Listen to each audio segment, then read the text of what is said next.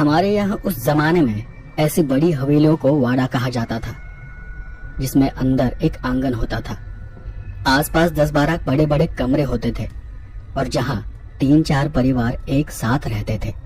और मैं ये सोच रहा था कि क्या यहाँ कोई रहता भी है, क्योंकि वहाँ आसपास कुछ भी नहीं था। बाहर के सारे पेड़ सूखे पड़े थे, जमीन बंजर और घास सूखी थी, मानो सालों से वहाँ कोई रहता ना हो। छत पर कुछ कौवे बैठे थे और उनकी काय काय की आवाज के सिवा वहाँ दूसरी कोई आवाज नहीं थी। मैंने अपने हाथ का सूटकेस नीचे रखा और वाड़े के दरवाजे के पास चला गया। हल्के से दरवाजे की कुंडी बजाई और लगा जैसे मेरे आसपास का वातावरण एकदम से बदल गया है। लगा जैसे सब कुछ एकदम से शांत हो गया है। अंदर से मुझे कदमों की आहट सुनाई दे रही थी, दरवाजे तक चलकर आती कदमों की आवाज। तभी मुझे कहीं से एक बच्चे की रोने की आवाज सुनाई देने लगी। वहां का वातावरण इतना रहस्यमय हो गया था कि मैं बस खड़ा था। मुझसे एक शब्द भी बोला नहीं जा रहा था। और तभी एक हाथ मेरे कंधे पर मुझे महसूस हुआ। देखा कि मेरे कंधे पर एक सड़ा गला जला हुआ सा हाथ था। कोई मेरे कंधे को पकड़कर हिला रहा था। मैं एकदम से उस भ्रम से बाहर आ गया। अरे कब से आवाज दे रहा हूँ आपको, लेकिन आप हो कि सुन ही नहीं रहे। उसने मेरा सूटकेस सर पर उठाते हुए कहा, अच्छा हुआ दरवाजा नहीं खुला, वरना मुझे सिर्फ ये सूटकेस ले जाना पड़ता। तो दोस्तों, वीडियो शुरू करने से पहले मैं आपको धन्यवाद बोलना चाहता हूं कि आपने मेरे चैनल पर 20 सब्सक्राइब पूरे करवा दिए। और दोस्तों, आप में से बहुत से लोग स्टोरी तो सुनते हो मगर चैनल सब्सक्राइब नहीं करते, तो कृपया करके चैनल सब्सक्राइब करें। इससे हमें मोटिवेशन मिलती है वीडियो बनाने में। और हम 50 सब्सक्राइब के बहुत करीब है, तो चलो इसे पूरा करते हैं। अगर आपको स्टोरी अच्छी लगी तो वीडियो को लाइक करें और कमेंट जरूर करें और बताएं कि आपको कौन सा पार्ट अच्छा लगा है। अगर वीडियो में कुछ कमी लगे तो आप हमें कमेंट करके बता सकते हैं, ताकि आगे की वीडियो में हम वो गलती सुधार सकें। और वीडियो को शेयर करें अपने दोस्तों के साथ जिन्हें स्टोरी सुनना पसंद है। अगर आपके पास भी कोई स्टोरी है तो आप हमें इंस्टाग्राम पर शेयर कर सकते हैं अपने नाम के साथ। तो ज़्यादा समय बर्बाद करे बिना वीडियो स्टार्ट करते। हमारे यहाँ उस जमाने में ऐसी बड़ी हवेलियों को वाड़ा कहा जाता था, जिसमें अंदर एक आंगन होता था। आसपास 10-12 बड़े बड़े कमरे होते थे और जहाँ 3-4 परिवार एक साथ रहते थे। मैं काफी देर से गहरी सांस लेते हुए उस वाड़े के सामने खड़ा था। वाड़े का दरवाजा बंद था और मैं ये सोच रहा था कि क्या यहाँ कोई रहता भी है, क्योंकि वहाँ आसपास कुछ भी नहीं था। बाहर के सारे पेड़ सूखे पड़े थे, जमीन बंजर और घास सूखी थी, मानो सालों से वहाँ कोई रहता ना हो।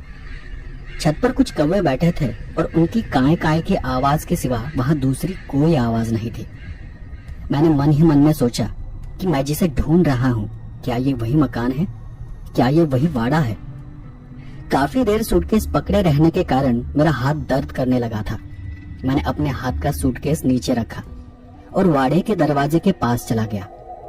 हल्के से दरवाजे की कुंडी बजाई और लगा जैसे मेरे आसपास का वातावरण एकदम से बदल गया है।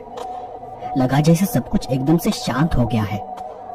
अंदर से मुझे कदमों की आहट सुनाई दे रही थी, दरवाजे तक चलकर आती कदमों की आवाज। मैं काफी देर तक उस दरवाजे को देखता रहा, एकटक, और मैंने पाया जैसे उस दरवाजे ने मेरी नजर को जकड़ रखा हो। तभी मुझे कहीं से एक बच्चे की रोने की आवाज सुनाई देने लगी। वहां का वातावरण इतना रहस्यमय हो गया था कि मैं बस खड़ा था। सांस जैसे अटक सी गई थी। मुझसे एक शब्द भी बोला नहीं जा रहा था। और तभी एक हाथ मेरे कंधे पर मुझे महसूस हुआ। पता नहीं क्यों पर मेरा शरीर थरथराने लगा था। मैंने देखा कि मेरे कंधे पर एक सड़ा गला जला हुआ सा हाथ था। उसके स्पर्श से मेरा शरीर कांप रहा था। मेरे कानों पर एक आवाज पड़ी, महाशय, ओ महाशय, होश में आइए। कोई मेरे कंधे को पकड़कर हिला रहा था। मैं एकदम से उस भ्रम से बाहर आ गया और आश्चर्य से अपने चारों ओर देखने लगा, जैसे किसी ने मुझे नींद से जगाया हो। अरे कब से आवाज दे रहा हूं आपको, लेकिन आप हो कि सुन ही नहीं रहे। मैंने कोई जवाब नहीं दिया। मैं अब भी उस भ्रम के बारे में सोच रहा था। चलिए, मैं आपको ही ढूंढ रहा था। सरकारी बस स्थानक तक आपको ढूंढकर वापस आया हूँ। सूटकेस को देखकर समझ गया कि आप ही वो महाशय होंगे जिन्हें ढूंढने मुझे मालिक काशी जी ने भेजा है। उसकी बातें सुनकर मैं पूरा होश में आ गया और उस तरफ देखने लगा जो कि मुझे लगा था कि यही काशी जी का वाड़ा है। उसने मेरा सूटकेस सर पर उठाते हुए कहा, अच्छा हुआ दरवाजा नहीं खुला, वरना मुझे सिर्फ ये सूटकेस ले जाना पड़ता। आइए मेरे पीछे। वैसे आपको बता दूं, मैं काशी जी के यहाँ नौकर हूँ और मेरा नाम गोपाल है। मैं चुपचाप उनके पीछे पीछे चलने लगा, पर मैंने न जाने कितनी बार मुड़कर उस वाड़े को देखा होगा। मैं बस उसे देखते जा रहा था जब तक कि वो वाड़ा मेरी नजर से ओझल नहीं हुआ। फिर हम कुछ संकरी गलियारों से गुजरते हुए एक खुले मैदान में चले गए। वो आदमी पूरे रास्ते गांव के बारे में, वहां के लोगों के बारे में बड़बड़ा रहा था। अचानक उसके दिमाग में क्या आया पता नहीं, उसने मुझे एकदम से रोका। जी कहीं आपने उस दरवाजे की कुंडी तो नहीं बजाई ना? मैं भी उसके अचानक आए इस सवाल से कुछ पल के लिए सोच में पड़ गया और थोड़ा हड़बड़ा कर कहा, जी मुझे याद नहीं। और सच में मुझे याद नहीं आ रहा था कि मैंने कुंडी बजाई थी या नहीं। उसने आगे चलते हुए कहा, अच्छा चलो ठीक है, शायद नहीं बजाई होगी, बजाई होती तो शायद आप मिलते भी नहीं। उसके बार बार ऐसा कहने पर मैंने पूछा, क्या बात है, तुम बार बार ऐसा क्यों बोल रहे हो कि अगर मैंने कुंडी बजाई होती तो मैं नहीं मिलता? उसने बड़े शांति से कहा, अरे साहब आप उस वाड़े के बारे में नहीं जानते। वो वाड़ा सालों से वही खड़ा है। कहते हैं कि वाड़े के अंदर खजाना है, बहुत कीमती खजाना, जो किसी को नहीं पता कि कहाँ है। तुम्हें तो पता है ना, तो तुम क्यों नहीं ढूंढते? अरे साहब ऐसा नहीं है जैसा आप सोच रहे हो। वहां जाने की कुछ शर्तें हैं, और मजे की बात यह है कि वो शर्तें भी किसी को पता नहीं। मैंने फिर उससे उल्टा सवाल किया, कैसी शर्तें? अरे अभी तो मैंने कहा किसी को नहीं पता, तो मुझे कैसे पता होंगी?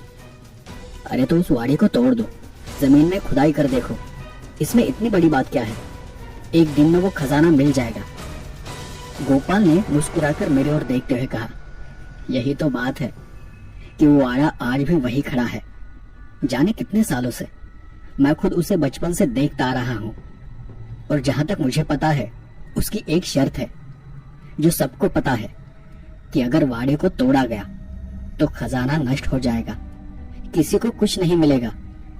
खजाने को पाने की कुछ शर्तें हैं जिन्हें पूरा करने पर ही वो खजाना मिलेगा। लेकिन दुख की बात यह है कि अब कोई उन्हें ठीक से जानता नहीं, बस यहाँ वहां की बातें करते रहते हैं। इसलिए तो लोग वहां जाने से डरते हैं। कहते हैं कि कोई अगर अकेले उस वाड़े का दरवाजा खटखटाए तो वाड़ा अंदर से खुल जाता है, उसे अपने अंदर ले लेता है।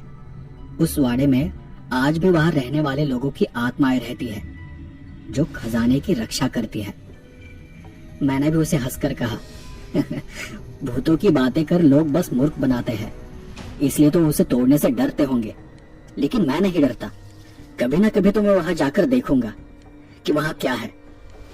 और तभी एक बूढ़ा अनजान आदमी एकदम से मेरे सामने आकर खड़ा हो गया, मुझे धक्का देने लगा। नहीं डरता, नहीं डरता, जा जा तो जा ना, जा जाएगा ना, जा जा जाना, जा जा जा। और वो मुझ पर हंसने लगा एकदम अजीब तरह से। उसे देख मैं पीछे हट गया और गोपाल मेरे बचाव में आगे आ गया। सुखी भाग यहाँ से, पागल कहेगा, जा भाग, साहब को तकलीफ मत दे, जा मंदिर में जा, वहां तेरे लिए खाना रखा है। खाने का नाम सुनते ही वो भागता हुआ वहां से चला गया। मैं तो बस उसे देखते जा रहा था। गोपाल ने नीचे रखा बैग फिर से उठा लिया। अरे चलिए, ये तो ऐसे ही पागल है, मंदिर में बस पड़ा रहता है। ये तो बस खाना और खजाना, इन दो चीजों के लिए पागल है। अच्छा हाँ, तो मैं क्या कह रहा था कि उस वाड़े में भूत है जो उस वाड़े की खजाने की रक्षा करते हैं, और किसी ने वहां प्रवेश कर भी लिया तो वो उसे जिंदा नहीं छोड़ते। हम दोनों बातें करते करते एक मंजिला इमारत के सामने आ गए। असल में वो जगह गांव का चौराहा था जहां आसपास दुकानें थी, कपड़ों की, बर्तनों की और भी कई सारी। और वहीं ऊपर की मंजिल पर बैंक का दफ्तर था। उसने ऊपर की मंजिल की तरफ इशारा करते हुए कहा, साहब वो देखिए वहां जो बड़ी पार्टी लगी है ना, वही आपका ऑफिस है, और इसी के पीछे एक वाड़ा है जहां आपके रहने का इंतजाम किया है, जिसे आप ढूंढ रहे थे। पर ऑफिस की चाबी मालिक के पास है, जो आपको शाम को मिलेगी। अब मैं आपको वाड़े पर छोड़ देता हूँ, आप जाकर आराम कीजिए, मैं फिर शाम को आपको बुलाने आ जाऊंगा। गोपाल ने मुझे पीछे वाड़े पर छोड़ दिया। सफर के कारण मैं थका हुआ था और इसलिए हाथ मुंह धोकर मैं सीधे आराम करने चला गया। शाम को वक्त क्या हुआ था पता नहीं, बस दरवाजा बजा और मेरी नींद खुल गई। गोपाल दरवाजे में खड़ा था। मालिक ने आपको खाने पर बुलाया है। मैं तैयार होकर गोपाल के साथ चल दिया। काशी जी की हवेली काफी बड़ी थी। वो गांव के कुछ अमीर लोगों में से एक थे। उन्होंने मेरा स्वागत किया और थोड़ी बातें कर हम खाना खाने बैठ गए। खाना खाते समय अचानक मेरे मुंह से वो बात निकल गई, काशी जी, वो गांव के रास्ते में जो वाड़ा है वो किसका है? काशी जी ने नजर उठाते हुए घूर कर ही मुझे देखा, लेकिन मेरी बात का कोई जवाब नहीं दिया। नौकर भी थोड़ा हड़बड़ा गया और अंदर कमरे में चला गया, पर मैंने शांति से अपना खाना जारी रखा। एक गहरी सांस लेते हुए उन्होंने कहा, हमारा ही है, हमारे पूर्वज वहां रहा करते थे। पर अगर आप खजाने के बारे में पूछना चाहते हो तो एक बात आप ठीक से समझ ले कि वहां कोई खजाना वजाना नहीं है। मैंने थोड़ा हंसते हुए ही कहा, मैं भी गोपाल को वही कह रहा था कि वहां कोई खजाना नहीं है। गोपाल अंदर के कमरे से छुपकर बाहर देख रहा था। खाना खत्म होने के तुरंत बाद काशी जी ने कुछ चाबियां मेरे हाथ में थमा दी और गोपाल को देखते हुए कहा, इन्हें घर तक छोड़ाओ और ठीक से समझा दो। मुझे उनकी बात समझ नहीं आई कि उन्होंने ऐसा क्यों कहा, पर इतना बोलकर वो सीधे अंदर चले गए। शायद वो मेरी बात से नाराज थे। गोपाल अपने सर पर हाथ मारते हुए बाहर आ गया और मुझे खींचकर ही बाहर ले गया। अरे साहब, आपको उनसे ऐसी बात नहीं करनी चाहिए थी। आपको नहीं पता, पर उनका पूरा परिवार वहां जलकर राख हुआ है। गोपाल की बात सुनकर मुझे दुख हुआ। तुमने मुझे पहले क्यों नहीं बताया? अपनी बात को संभालते हुए उसने कहा, अच्छा जाने दीजिए, बस इसके बाद कभी भी काशी जी के सामने उस वाड़े का नाम मत निकालिए। उस पर मैंने फिर वही सवाल किया, ठीक है, लेकिन क्या उन्हें वहां जाने की शर्तों के बारे में पता है? गोपाल ने पलटकर कहा, क्यों, आपको भी वहां जाना है? नहीं, बस ऐसे ही पूछ रहा हूँ। अरे साहब, मुझे नहीं पता। तभी वो पागल आदमी फिर से मेरे सामने आ गया। जाएगा? जाना, जा जा जा जा तुझे भी खजाना चाहिए होगा ना? जा जा जा। इस बार गोपाल ने उसे पीछे धकेल कर कहा, सुखी, क्यों बार बार हमें तंग कर रहा है? जा, भाग यहाँ से। तेरे लिए घर के बाहर खाना रखा है, जाकर खा ले। खाने का नाम सुनकर वो फिर से वहां से भाग गया। मैं अपने वाड़े पर आया और उस भूतिया वाड़े के बारे में सोचते हुए ही सो गया। दूसरे दिन मैंने दफ्तर खोला, सभी फाइलें वगैरह चेक की, गोपाल को साथ लेकर थोड़ी साफ सफाई भी की और उसी दोपहर मैं बैंक से कैश लाने जिला कार्यालय निकल गया। जिला कार्यालय से वापस आते आते मुझे शाम हो गई थी। सूरज डूब रहा था। पंछी अपने अपने घरों को वापस लौट रहे थे। परछाइयां धुंधली पड़ चुकी थी और चलते चलते एक आवाज ने मेरा ध्यान आकर्षित कर लिया। मैंने देखा कि सुखी उस पुराने वाड़े के पास बैठा कुछ खुदाई कर रहा था। मैंने गौर से उसे देखा, देखने लगा कि वो वहां क्या कर रहा है, पर वो एकदम से रुक गया, जैसे उसे पता चल गया था कि मैं दूर उसके पीछे खड़ा हूँ। और उसने पलट कर देखा। मुझे तो कुछ सूझा ही नहीं कि मैं क्या करूं। वो वैसा ही मुझे घूरता रहा और एकदम से खड़ा हो गया। जैसे ही वो खड़ा हुआ, मैं तेजी से गांव की ओर चलने लगा। अगर मुझे थोड़ा भी महसूस होता कि वो मेरे पीछे आ रहा है तो शायद मैं दौड़कर ही चला जाता, लेकिन कुछ दूर जाकर मैंने पीछे देखा। मेरे पीछे तब कोई भी नहीं था। रात गोपाल मुझे खाना देने मकान पर आ गया।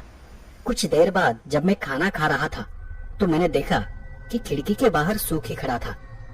दूर खड़े होकर वो मुझे देख रहा था। मैंने अपना ध्यान हटा लिया और चुपचाप खाना खाने लगा। फिर भी कुछ देर बाद मैंने नजर चुराकर खिड़की में देखा तो अब वो वहां से गायब हो चुका था।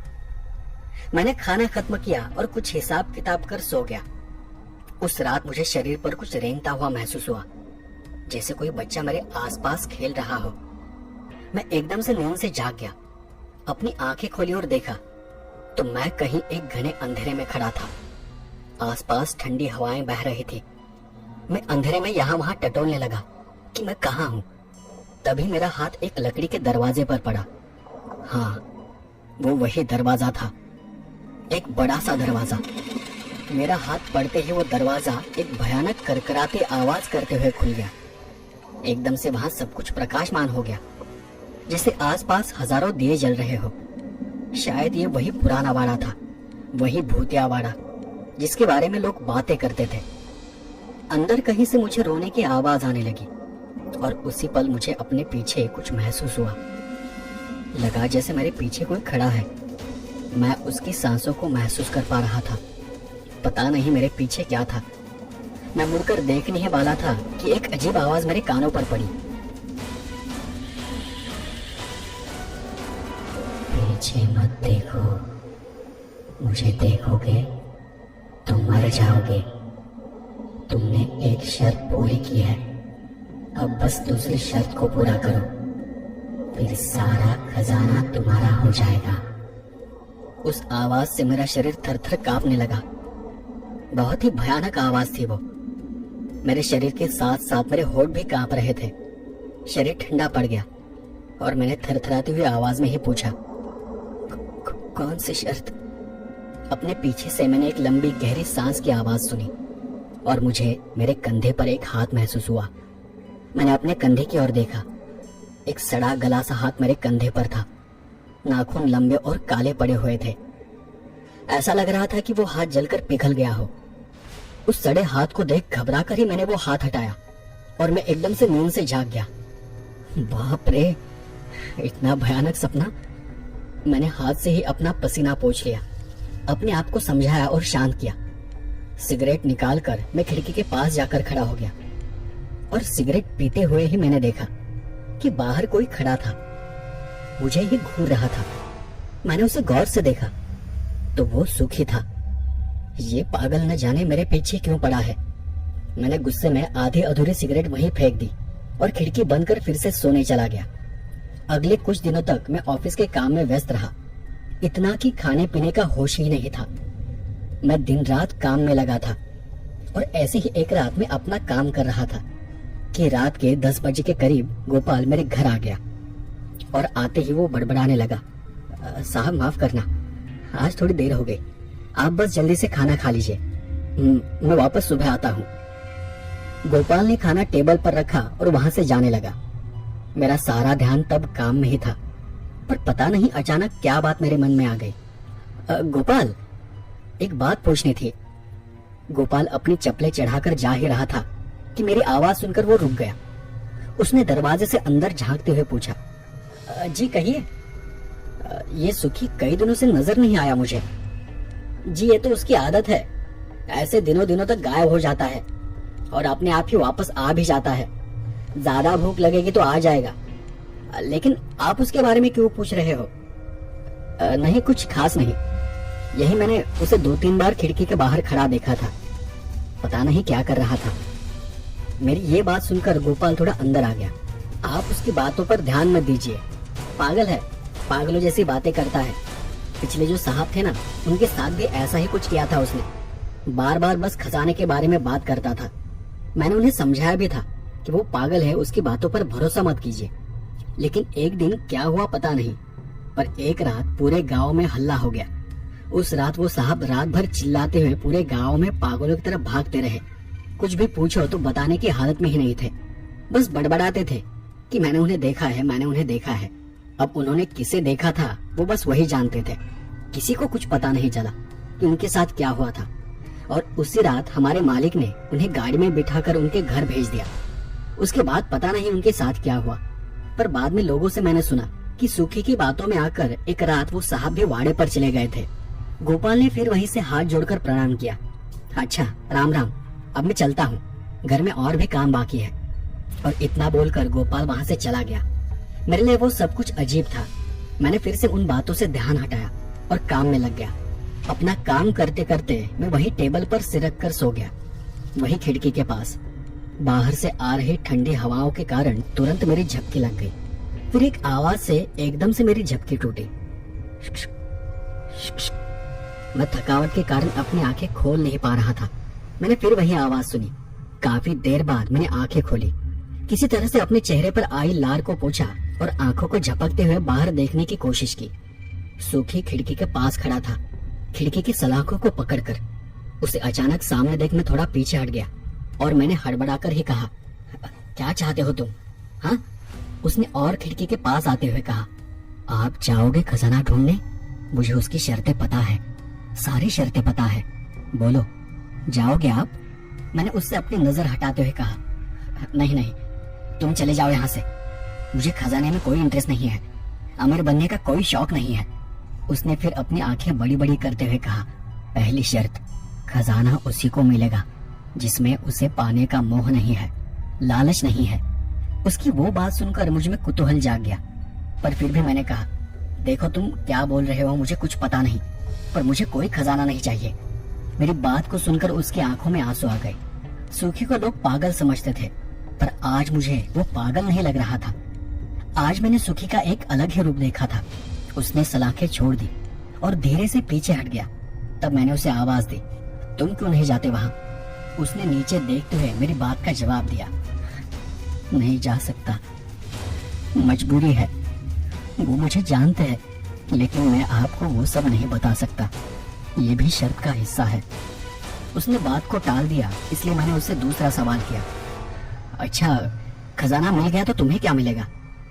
उसने कुछ देर शांत खड़े रहकर शांत स्वर में कहा, मुक्ति मिलेगी इस पागलपन से, इस गांव से, अपने अतीत से, अपने कर्मों से। उसका जवाब सुन मैं सोच में पड़ गया। कैसा पागलपन? कौन से कर्मों की बात कर रहे हो? मैं अभी आपको कुछ नहीं बता सकता। आप अगर मेरे साथ आने को तैयार हो तो ही मैं कुछ बता पाऊंगा। और इतना बोलकर वो वहां से कुछ कदम आगे बढ़ा, पर वो वहां से चला न जाए इसलिए मैंने बात को जारी रखा। सूखी फिर से खिड़की के पास आ गया। सबसे पहली बात, अगर आप आने को तैयार है तो मेरी इस बात को ध्यान से सुने। जब आप वहां जाओगे तो आपके पास सिर्फ एक मौका होगा वहां से वापस आने का। एक बार आपने वाड़े के अंदर कदम रख दिया तो फिर आप वापस बाहर नहीं आ सकते जब तक कि आप खजाना ढूंढ नहीं लेते। और अगर आप बाहर आ भी गए तो वहां जो भी है वो आपके पीछे पड़ जाएंगे। तब मैंने हंसकर ही उसे बोला, अच्छा मतलब वहां जो भी जाएगा उसका मरना तय है? सूखी ने उसे शांति से कहा, नहीं, आपने अगर कोई गलती नहीं की, सभी शर्तों का सही से पालन किया तो आपको कुछ नहीं होगा। अच्छा मान लेता हूं मैं, लेकिन बाकी शर्तें क्या है? वो मैं आपको तभी बताऊंगा जब हम वाड़े के बाहर दरवाजे के पास खड़े होंगे। उसकी वो सारी बातें मुझे उलझन में डाल रही थी। मैंने उसकी बात को टालते हुए कहा, ठीक है, मैं सोचता हूँ, मेरा मतलब मैं देखता हूँ कि मैं क्या कर सकता हूँ। तुम जाओ, अब मुझे आराम करना है। वो नम आंखों से वही खड़ा होकर मुझे बस देखता रहा और उसने आगे कहा, आप नहीं जानते, पर जाने अनजाने में आपने पहली शर्त को पूरा कर दिया है। मैं हैरान रह गया। कौन सी शर्त? आप जब यहाँ आए थे तो आते ही आप उस वाड़े पर गए थे।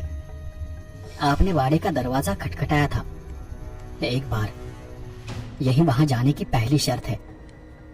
इतना बोलकर सुखी एकदम से वहां से चला गया, अंधेरे में कहीं गायब सा हो गया। मैं खिड़की के बाहर अंधेरे में आंखें गड़ाए बस बैठा रहा। फिर एकदम से आंखों में भारीपन महसूस होने लगा और मैंने अपनी आंखें बंद कर ली।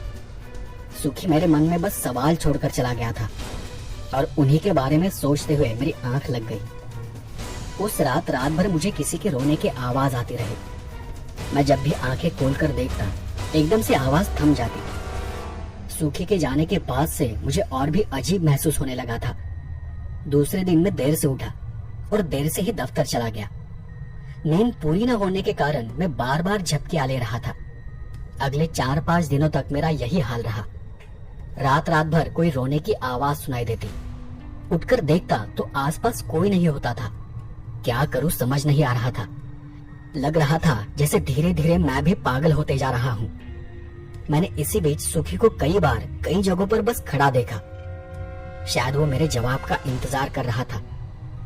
और एक रात फिर वही हुआ। मैं गहरी नींद की हालत में था और मुझे अपने शरीर पर कुछ रेंगता सा महसूस हुआ। शरीर पर कुछ भारी सा लगने लगा। मुझे हर रात ये एहसास होता था और इस कारण से मेरी नींद भी काफी कच्ची हो गई थी।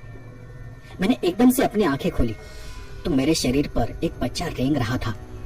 और रेंगते हुए वो एकदम से मुझे घूरने लगा। एकाएक उसके रोने की आवाज वहां गूंजने लगी। मैं झटपटाकर वहां से हट गया, नीचे गिर पड़ा। बिस्तर पर देखा तो वहां कुछ भी नहीं था। ये बच्चे का क्या चक्कर है, मुझे कुछ भी समझ नहीं आ रहा था।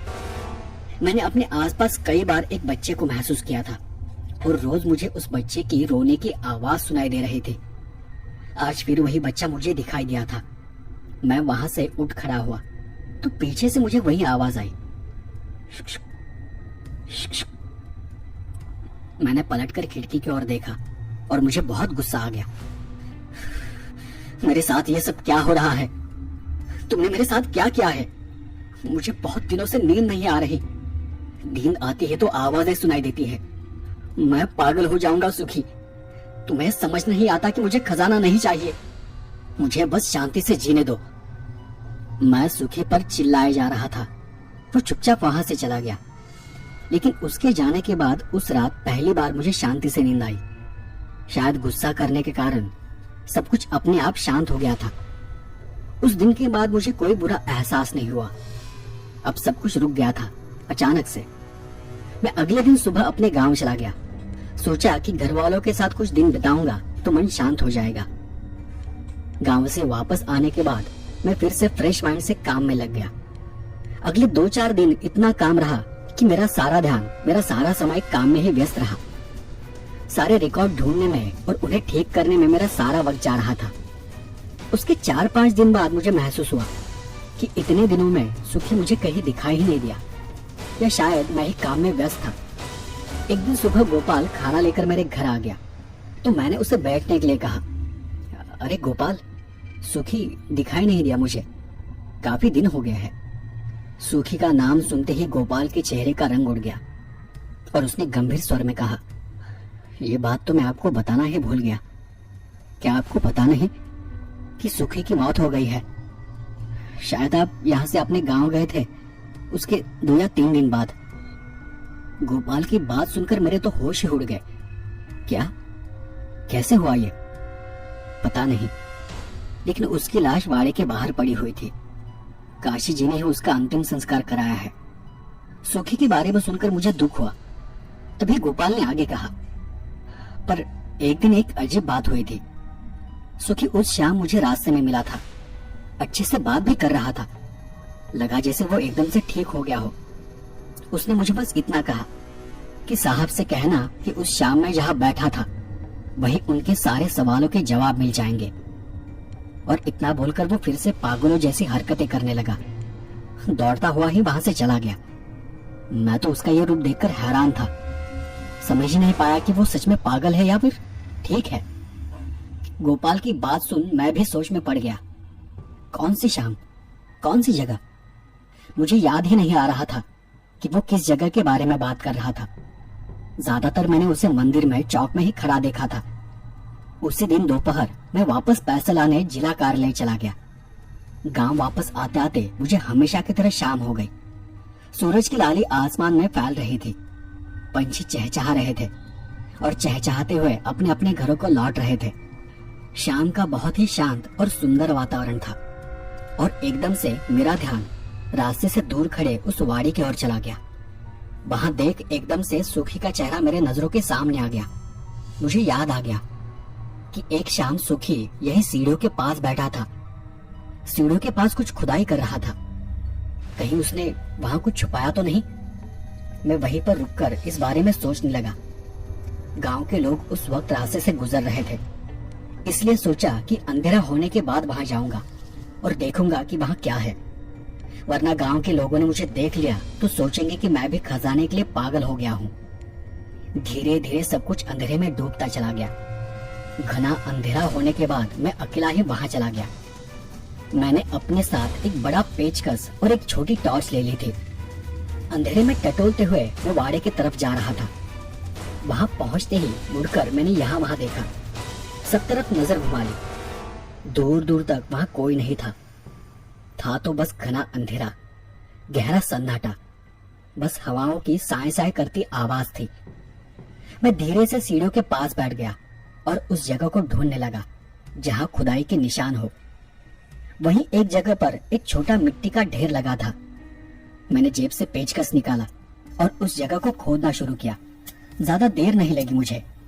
थोड़ी सी खुदाई करते ही एक कपड़े का थैले जैसा कुछ पेचकस में फंसकर जमीन से बाहर आ गया। मैंने उस पर से मिट्टी साफ कर उसे खोल कर देखा। उसमें एक पुराना कागज जैसा टुकड़ा था। मैंने उस टुकड़े को खोला और उसे पढ़ने लगा। अगर आप इस कागज को पढ़ रहे हो तो मैं आपको बताना चाहता हूँ कि मुझे अब भी मुक्ति नहीं मिली है। मरने से मुक्ति नहीं मिलती, मुक्ति कर्मों से होती है। मैं इस कागज में सब कुछ लिख नहीं पाऊंगा, पर मैं आपको सच बताना चाहता हूँ कि यहाँ कोई खजाना नहीं है, पर वहाँ क्या है ये भी मैं आपको बता नहीं पाऊंगा। यही शर्त है।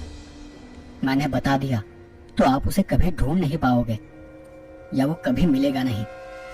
बस इतना बता दो कि जो कुछ यहाँ था सब जलकर राख हो गया है।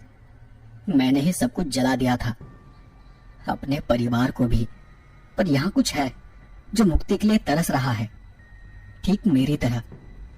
बाकी आपके जो भी सवाल है उन सारे सवालों के जवाब आप मेरे सबसे करीबी दोस्त काशी जी से पूछ सकते हैं। आप बस उनके सामने मेरा नाम ले लीजिए, वो आपको सब बता देंगे। अब ये आप पर है कि आप क्या करना चाहते हैं। अगर आप मेरी मदद करना चाहते हैं तो पीछे की ओर लिखी शर्तों को पढ़ ले, वरना इस कागज को जलाकर यहीं पर फेंक दे। मैंने उस कागज को पलटा और उस पर लिखी शर्तों को पढ़ने लगा। सबसे पहले सिर्फ एक बार दरवाजे की कुंडी बजानी है, फिर थोड़ा इंतजार करना। अंदर से कदमों की आहट सुनाई देगी, मतलब कोई अंदर से चलकर दरवाजे तक आ जाएगा। लेकिन उस आवाज से घबराना नहीं, बस शांत खड़े रहना। अब दूसरी शर्त, यहाँ एक बात पर ध्यान दीजिए कि अगर आप वापस लौटना चाहते हो तो 2 बार कुंडी बजाने से पहले लौट सकते हो। लेकिन अगर आपने 2 बार कुंडी बजा दी तो आप पीछे नहीं हट सकते। वहां की सभी बुरी आत्माएं आपके पीछे पड़ जाएंगी, आपकी जान ले लेंगी। 2 बार खटखटाने का अर्थ है कि आप अपनी मर्जी से अंदर जाने को तैयार है। जब कदमों की आवाज थम जाए उसके बाद 2 बार कुंडी बजानी है। कुंडी बजाते ही झट से अपनी आंखें बंद कर लीजिए, क्योंकि आप उन्हें देख नहीं पाओगे। उन्हें देखते ही आपकी आंखें फट जाएंगी, आपको कुछ समझ नहीं आएगा और वो आपको आसानी से मार देंगे। आप जब तक उन्हें देखते नहीं वो आपका कुछ भी बिगाड़ नहीं सकते। फिर जब दरवाजा खुलेगा आपको बस कुछ कदम अंदर जाना है। अंदर जाते ही दरवाजा फिर से बंद हो जाएगा। अब कुछ भी हो जाए आपको अपनी आंखें बंद रखनी है। अब तीसरी शर्त, भ्रम से बचिए। कोई आवाज दे, कोई बात करे, कोई पहचानी आवाज सुनाई दे तो भी जवाब मत दीजिए। बस किसी से बात नहीं करनी है, चुपचाप चलते रहना है जब तक कि एक बड़ा सा लकड़ी का बक्सा मिल नहीं जाता जिसमें एक बहुत प्यारी सी चीज है। आपको बस उसे वाड़े से बाहर लेकर आना है। अब शायद ऐसा भी होगा कि आपको बक्सा मिलने के बाद भ्रम भी हो सकता है कि क्या ये वही बक्सा है जिसे मैं ढूंढ रहा हूँ। लेकिन एक बात याद रखना कि जिस वक्त आपको आपके अंदर की आवाज कहे कि हाँ ये वही चीज है, यही वो बक्सा है जिसे मैं ढूंढ रहा हूँ, तब आप अपनी आंखें खोल सकते हैं। बस अपनी अंदर की आवाज पर भरोसा कीजिए, आपको कुछ नहीं होगा। इतना ही लिखा था उस कागज में और अब मुझे निर्णय लेना था कि मुझे आगे क्या करना है। मैं उस कागज को जेब में रख आहिस्ता से दरवाजे के पास जाकर खड़ा हो गया। बिना कुछ सोचे मैंने एक बार दरवाजे की कुंडी बजा दी और मैं बस शांत खड़ा रहा। असल में मैं बस देखना चाहता था कि सही में कदमों की आवाज आती है या नहीं, और उतना कर मैं वहां से वापस जाने वाला था। लेकिन सब कुछ एकदम से बदल गया। कुंडी बजाते ही सब शांत हो गया, एकदम गहरा सन्नाटा। वो एहसास ऐसा था कि अचानक मैं किसी अंधेरी दुनिया में चला गया हूँ। अगले पल गहरे सन्नाटे में मुझे अंदर से आती कदमों की आहट सुनाई देने लगी, ठीक वैसी जैसा सुखी ने कहा था। और अंदर से आती उस आवाज को सुनकर मेरी हिम्मत ने जवाब दे दिया और उस पल में वहां से निकलने ही वाला था कि मुझे अपने पीछे कुछ महसूस हुआ। मेरे पीछे कोई खड़ा था। मैं उसकी सांसों को महसूस कर पा रहा था, लेकिन मुड़कर देखने की मुझ में हिम्मत नहीं थी। मैं काफी डरा हुआ था और उसी पल एक अजीब डरावनी आवाज मेरे कानों पर पड़ी। पीछे मत देखो, मुझे देखोगे तो तुम मर जाओगे। दूसरी शर्त को पूरा करो। मैंने ये आवाज सुनी थी सपने में। ये वही आवाज थी। मेरा शरीर थर-थर कांपने लगा जैसे मैं फंस चुका हूं। मुझे मेरे कंधे पर एक हाथ महसूस हुआ। मेरे कंधे पर वही सड़ा गला सा हाथ था। लंबे काले पड़े नाखून थे। इस बार उसे हटाने की मेरी हिम्मत नहीं थी, क्योंकि यह सच था। मैंने डर के मारे पहले ही अपनी आंखें बंद कर ली और न जाने क्या सोचकर मैंने 2 बार कुंडी बजाई। अब मैं चाहकर भी वापस लौट नहीं सकता था। एक करकराती आवाज उस भयानक सन्नाटे में गूंजने लगी। दरवाजा खुल गया था। मैं 4-5 कदम अंदर चला गया और फिर दरवाजा बंद हो गया। एक बड़ी आवाज हुई। दरवाजा बंद होते ही सब आवाजें हवा में जैसे घुल सी गई। सब तरफ गहरा सन्नाटा फैल गया। गर्मी के दिन होने के बावजूद आसपास का वातावरण एकदम से ठंडा पड़ गया। मैं पागलों की तरह बस बंद आंखों से कुछ महसूस करने की कोशिश कर रहा था। पता नहीं वहां आसपास क्या था, मुझे कहाँ जाना था, क्या करना था, कुछ पता नहीं था। पर मैं करीब करीब आधे घंटे तक उस एक जगह पर खड़ा था। लगा जैसे यहाँ कुछ भी नहीं है। जैसा कि खत में लिखा था, वहां कुछ भी महसूस नहीं हो रहा था। मैंने धीरे से अपना एक कदम आगे बढ़ाया। कदम बढ़ाने के साथ ही एक हल्की आवाज ने मेरा ध्यान आकर्षित कर लिया। मेरे आसपास कोई मच्छर या कोई कीड़ा था जो मेरे कान के पास भनभना रहा था। मैं बंद आंखों से उसे हाथ से ही झटकने लगा और अचानक से फिर सब शांत हो गया और उस पल एक हल्की हंसने की आवाज मुझे सुनाई दी और हल्के हल्के ही वो उस गहरे सन्नाटे में घुलती चली गई। मेरा शरीर एकदम से ठंडा पड़ गया।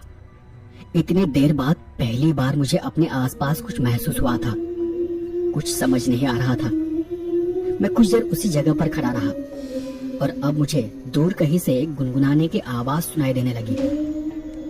मैं देख नहीं सकता था, पर वो किसी औरत की आवाज थी और धीरे धीरे सब कुछ सामान्य हो गया। हे भगवान, ये मैं कहां फंस गया हूं? अरे साहब, आप यहाँ क्या कर रहे हैं? चलिए, काशी जी ने आपको बुलाया है। मैं कब से आपको ही ढूंढ रहा था। आप ठीक कह रहे थे कि ये भूत भूत कुछ नहीं होता। ये मेरे पीछे से आती आवाज थी।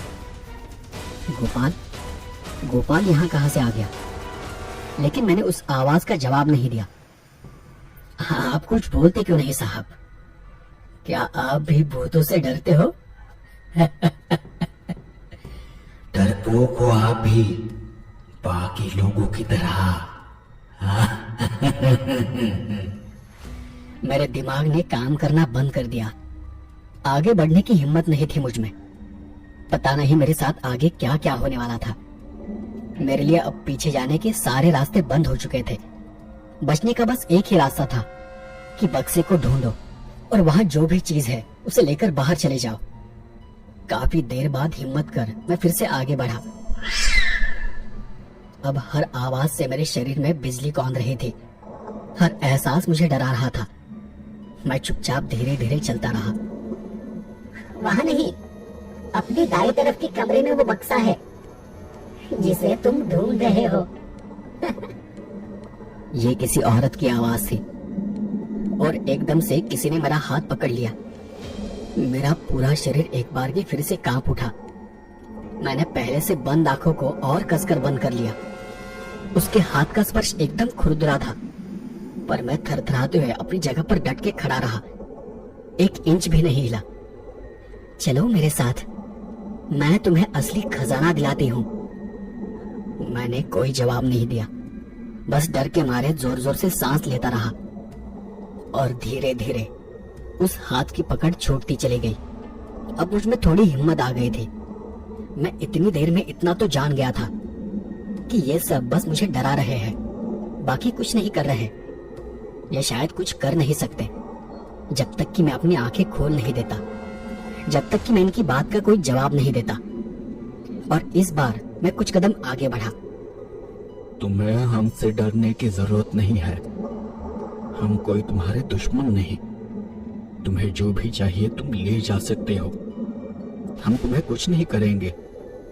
बस एक बार तुम अपनी आंखें खोलो, तभी हम तुम्हें सही रास्ता दिखा सकते हैं। इस बार एक बुजुर्ग आवाज मेरे कानों पर पड़ी, पर मैंने अपनी मुट्ठियां कस ली। मेरी आंखों की पुतलियां अंदर ही अंदर तेजी से हिल रही थी। उस बूढ़े ने आगे चिल्लाते हुए कहा, क्या तुम्हें हमसे डर नहीं लगता? क्या तुम्हें मौत से भी डर नहीं लगता?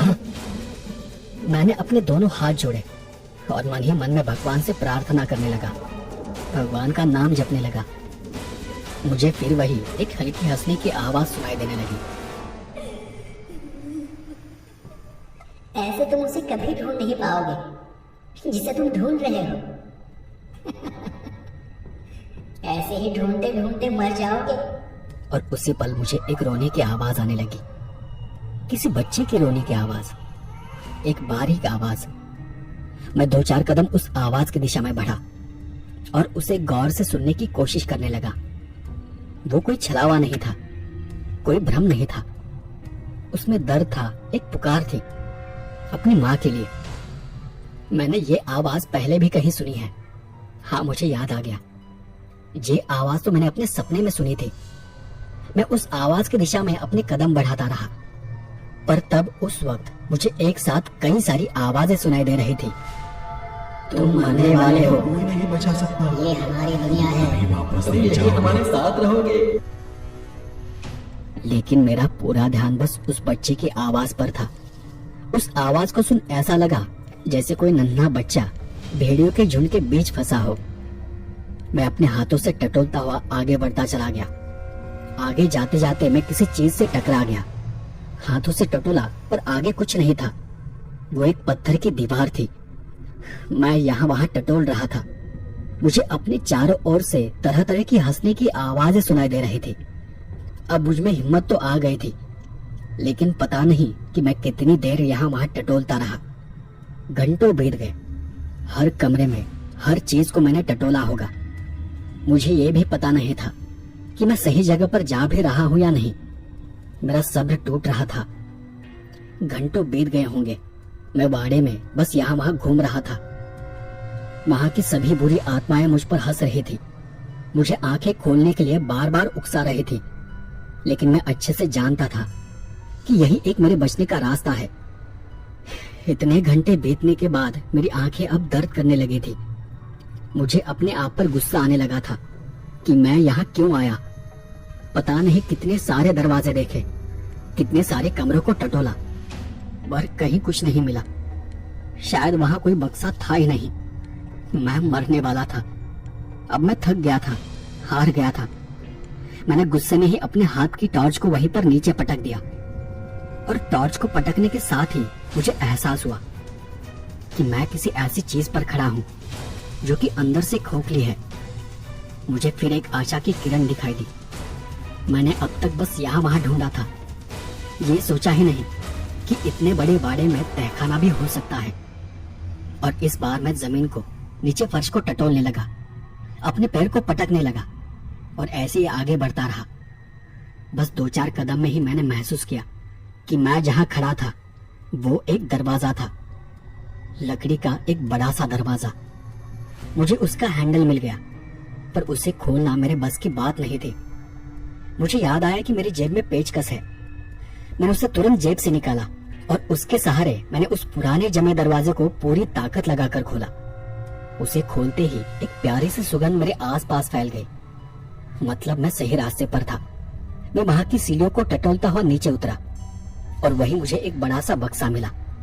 मुझे यकीन नहीं हो रहा था कि आखिरकार मैंने उस लकड़ी के बक्से को ढूंढ लिया था।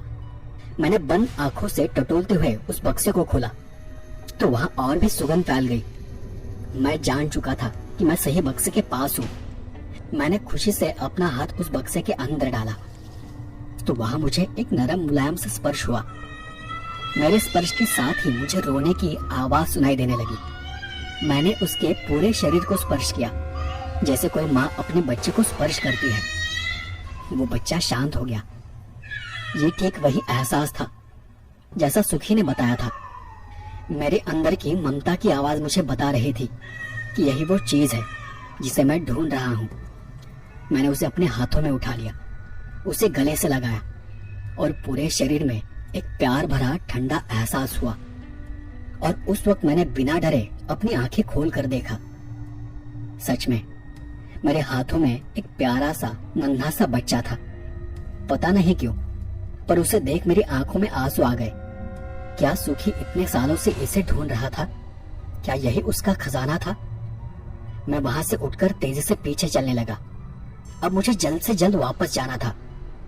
मैंने अपनी आंखें उसी बच्चे पर गड़ा कर रखी और मैं सीढ़ियां चढ़ते हुए उस बड़े दरवाजे की ओर बढ़ता गया। अब तुम मरने वाले हो, तुम मरने वाले हो, तुम मरने वाले हो। हम तुम्हें नहीं छोड़ेंगे, तुम्हें मार देंगे। मुझे अपने चारों ओर से डरावनी आवाजें आ रही थी, वहीं भयानक हंसी सुनाई दे रही थी।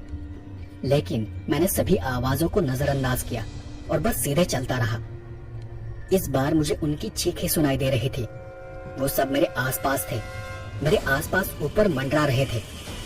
आखिरकार मुझे दरवाजा खुलने की आवाज आई और मैं तेजी से बाहर चला गया। बाहर जाते ही सभी आवाजें अचानक से बंद हो गई। सब फिर से शांत हो गया। बस एक बारीक सी आवाज मेरे कानों में काफी देर तक गूंजती रही। फिर धीरे धीरे वो भी कम होती गई। मैंने सामने देखा। मेरे सामने एक औरत खड़ी थी। सड़ा गला चेहरा, सड़े गले हाथ, लंबे नाखून। लेकिन उसे देख मुझे जरा भी डर नहीं लगा। बच्चे को देख उसकी आंखों में आंसू भर आए थे। उसने अपने दोनों हाथ आगे बढ़ाए। मैंने बच्चे को उसके हाथ में दे दिया। बच्चे को गले लगाकर वो मुस्मुसाकर रोने लगी और देखते ही देखते उसका हाथ, उसका शरीर सब कुछ बदलने लगा। वो एक सुंदर औरत में बदल गई। मैंने देखा कि वही थोड़ी दूर सुखी खड़ा था, जिसके चेहरे पर खुशी की मुस्कान थी। उसने मुझे देख दूर से ही अपने दोनों हाथ जोड़े और मुझे धन्यवाद दिया। पर वो सब कुछ देख मेरा दिल भर आया था।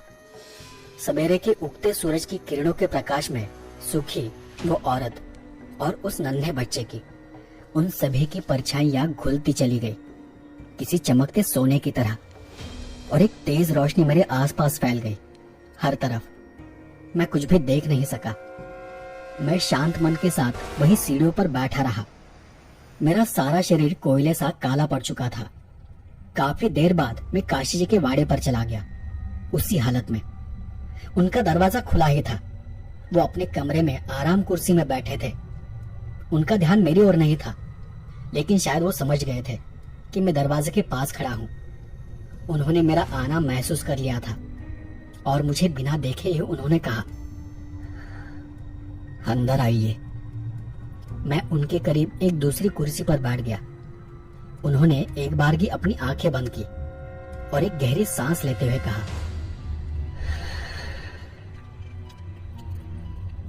सालों बीत चुके हैं इस बात को। मैंने कभी किसी को नहीं बताया और मेरे सिवा किसी को पता भी नहीं कि वहां क्या हुआ था। ये उन दिनों की बात है जब सुखी मेरा बहुत अच्छा दोस्त था। गरीब था लेकिन ईमानदार था। हम दिन दिन भर साथ रहते थे, घूमते थे, फिरते थे, मौज करते थे। लेकिन घर में किसी को पता नहीं था कि उसने चुपके से मेरी बहन से शादी कर ली थी। मुझे भी नहीं। सुमति नाम था उसका। वो दोनों एक दूसरे से बहुत प्यार करते थे।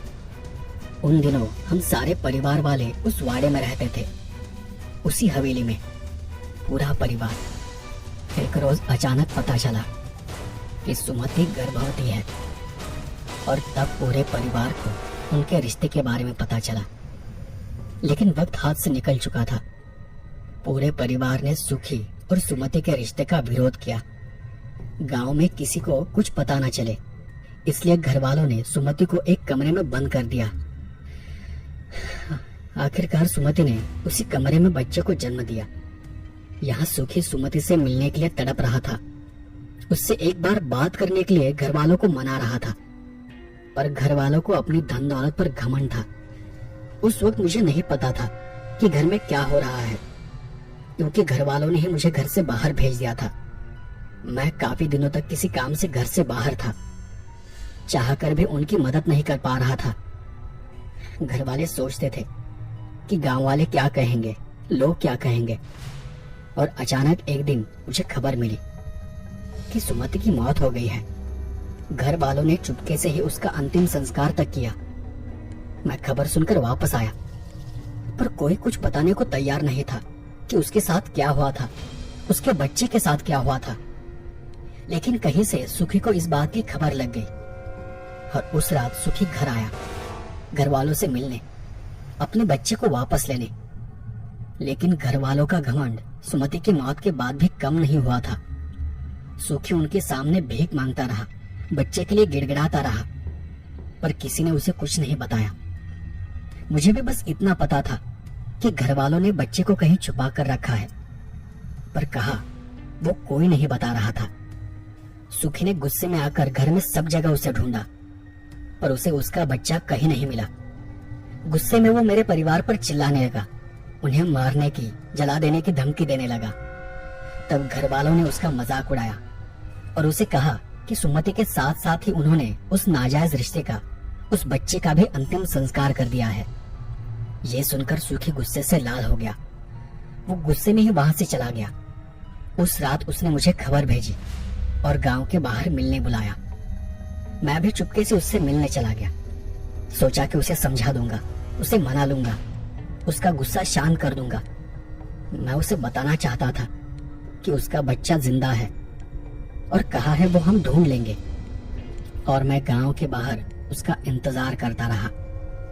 वह रात उसने वाड़े को बाहर से बंद कर पूरे वाड़े को आग के हवाले कर दिया। वाड़ा जल रहा था, राख हो रहा था। वो मेरा दोस्त था, सिर्फ इसलिए उसने मुझे घर से बाहर रखा, मुझे बचाने के लिए। और जब वो मुझे मिला तब मैंने उसे बताया कि बच्चा हवेली में ही है, जिंदा है, उसे कहीं छुपा कर रखा है, किसी बक्से में, जो कि मुझे आज ही पता चला है। लेकिन हम वापस पहुंचते तब तक सब कुछ जलकर राख हो चुका था। उस रात वो दर्द से रोता रहा, चीखता रहा। उसने जाने अनजाने में ही अपने खुद के बच्चे को वाड़े के साथ ही जला दिया था। इस बात से वो पागल हो गया। उस दिन के बाद हम फिर कभी नहीं मिले भी तो कभी बात नहीं की। मैं उसके दुख को समझता था, लेकिन अब मेरा दुख उससे बड़ा था। मैंने अपने पूरे परिवार को खो दिया था। बस एक बार उसने मुझे बताया था कि सुमति की आत्मा उसे दिखाई देती है। वो वाड़े के अंदर जाने के लिए तड़प रही है, अपने बच्चे से मिलने के लिए तड़प रही है। पर वो लोग आज भी वही है, उन सबकी आत्माएं वही हैं, और वो उसे और मुझे अंदर जाने नहीं देती। गांव के लोग भी वहां के बुरे अनुभव के बारे में जानते थे और कोई भी वहां जाने को तैयार नहीं होता था। मैंने भी उसकी मदद करने से इनकार कर दिया। इसलिए फिर सुखी ने जानबूझकर ये अफवाह फैलाई कि उस वाड़े में खजाना है, ताकि किसी की मदद से वो अपने बच्चे की आत्मा को उनके चंगुल से छुड़ा सके। और शायद आज वो हो गया।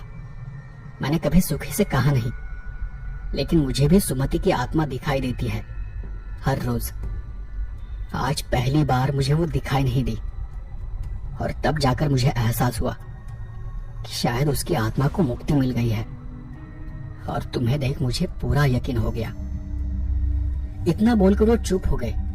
खिड़की से बाहर दूर शून्य में ताकते बैठे रहे। काशी जी की सारी बातें सुनने के बाद मैंने उनसे एक शब्द भी नहीं कहा और मैं चुपचाप वहां से उठकर चला गया। दोस्तों आज की वीडियो में इतना ही। मिलते हैं ऐसे ही हॉरर स्टोरी के साथ अगली वीडियो में। जब तक के लिए अपना और अपने घर वालों का ध्यान रखें। अगर आपने भी स्टोरी सुनते सुनते अभी तक चैनल सब्सक्राइब नहीं किया तो जाकर चैनल सब्सक्राइब करें और बेल आइकन जरूर दबा दें ऐसी हॉरर स्टोरी के लिए।